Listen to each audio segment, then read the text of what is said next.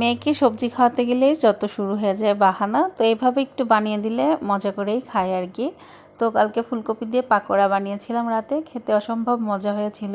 প্রথমে বলেছিলাম জাসিয়াকে যে এটা হচ্ছে চিকেন ফ্রাই, দেখতে অনেকটা তেমনই লাগতেছিল, কিন্তু ভিতরে নরম ছিল, যার কারণে জাসিয়াও বুঝে ফেলেছে যেটা সবজি পাকোড়া। কিন্তু খেতে মজা ছিল বলে মেয়ে খেয়েছে।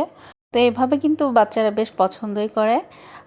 ভিতরে হচ্ছে একটু সফট ছিল, যেহেতু ভাপ দিয়ে নিয়েছিলাম। এটা কাঁচাও বানানো যায়, তবে আমি এভাবেই বানাই। এভাবে খেতে আমার কাছে ভালো লাগে বেশি। উপরে হচ্ছে ক্রিস্পি হয় আর ভিতরে একটু সফট থাকে, খেতে বেশ মজা হয়েছিল।